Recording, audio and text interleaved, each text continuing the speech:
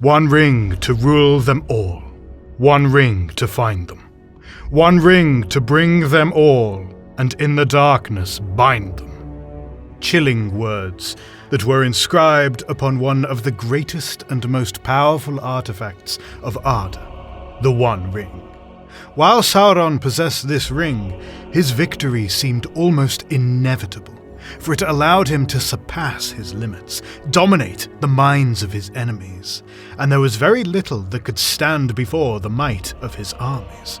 And yet, there were still some men and elves in Middle-earth that were determined to make a final stand against Sauron, a last-ditch effort to defeat him before they were overwhelmed. Through sheer courage and skill, the last alliance of elves and men managed to bring Sauron down in the very heart of Mordor, and the One Ring was taken from his lifeless body. Sauron's spirit was left in a weakened state, for without the ring he was a shadow of his former self and power. And this raises the question, why didn't Sauron simply create another ring to empower himself once more? Was it even possible?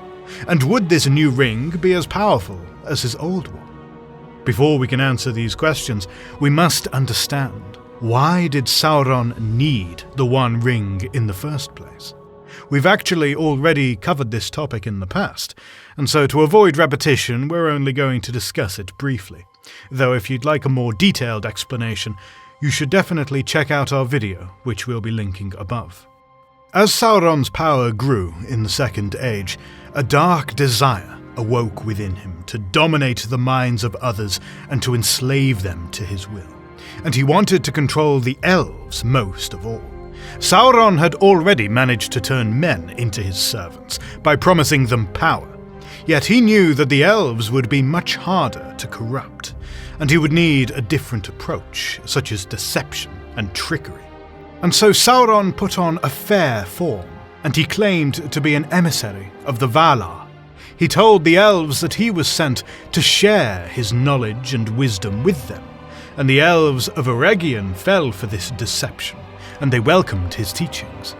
Over the next 400 years, these elves created the Rings of Power, under the careful watch and tutelage of Sauron, and it was now time for him to complete the final piece of his grand plan, the creation of the One Ring in secret. Since Sauron's knowledge was used in the creation of the Rings of Power, they were all bound to the One Ring, and Sauron could use it to dominate their minds and will, see their thoughts, and eventually corrupt them into his servants.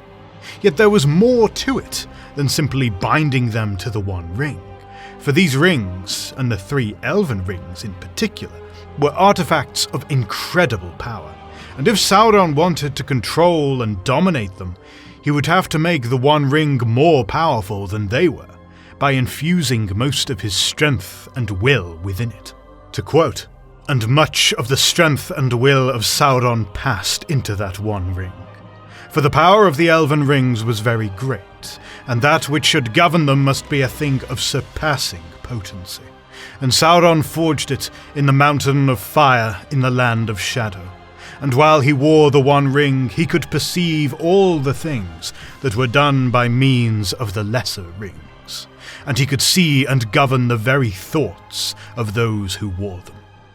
If Sauron had to craft a new ring, would the other Rings of Power still be bound to it?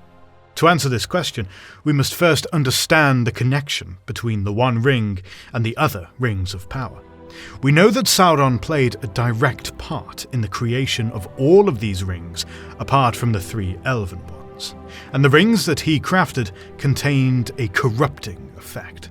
On the other hand, the 3 elven rings were crafted by Celebrimbor alone, and so they were never corrupted by Sauron, though since their creation was only possible thanks to the knowledge that he shared with the elves, they were still bound to the One Ring.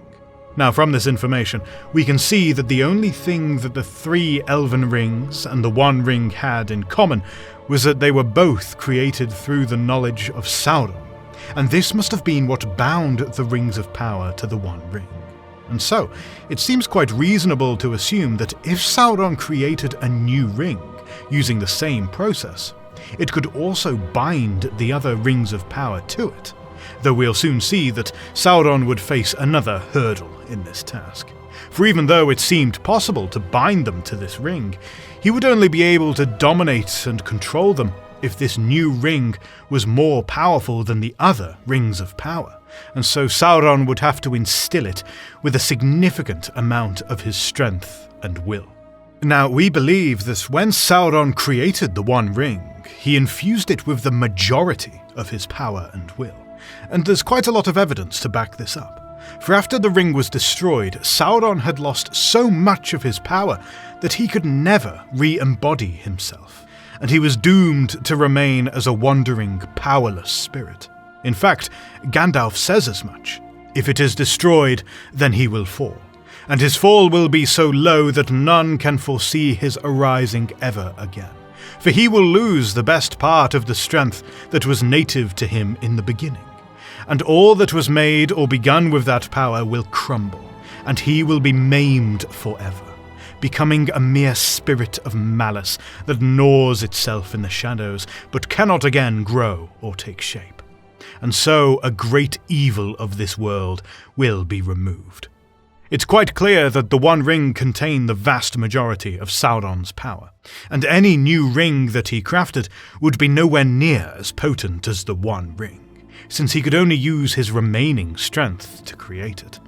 And so this new ring wouldn't be able to fulfill its purpose of domination, for it wouldn't contain enough of Sauron's power and will, and Sauron would be better off saving his remaining strength rather than sacrificing it to serve no purpose. We also have an interesting theory on this that we'd like to share with you all, though it's important to clarify that this is simply our own speculation. So if the One Ring was the Master Ring, is there a chance that any new ring that Sauron created would not only have to be as powerful as the One Ring, but actually surpass it, so that it could replace it as the new Master Ring? This is assuming, of course, that there could only be one ring that dominated all the others. And again, this is just an interesting thought that we had while preparing our research, and we'd love to hear your thoughts on it in the comments below. Now, of course, even if Sauron had enough power to create a new ring, he might have been wary of dividing his strength again, for he would be putting himself at an even greater risk. It would be far better for him to simply try to retrieve the One Ring which was lost, so that he could eventually return to his full power.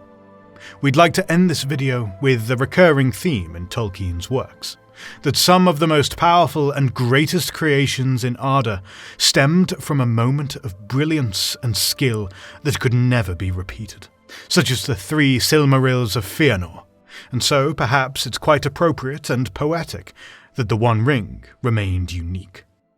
So this wraps up today's video, and we hope you enjoyed it. Do you think that it was smart on Sauron's part to craft the One Ring in the first place? Or should he have kept all of his power to himself? And can you think of any other reason why Sauron might have wanted to create a new ring, even if it could never dominate the other rings of power? As always, we'd like to give a quick shout out to all the patrons that choose to support this channel. Your help makes this channel possible, and your support is deeply appreciated. Particularly the Valar tier patrons, Jacob Williams, Michael Angel, and T. Gorman, and the Wizard tier patrons, James Stodgel, Andrew Burma, Mike Feeney, Roland Meervold, and Tamar Baines. If you too would like to help and support this channel while unlocking some cool perks, we'll be leaving a link to the Patreon page in the video description. You could also support this channel by checking out our store and by following us on Facebook, Instagram and Twitter, and joining our Discord server. All of these links can be found in the video description. Don't forget to leave a like if you enjoyed this video, and subscribe to join our fellowship today. Until next time, when we'll once again explore the magical world and lore of Middle-earth.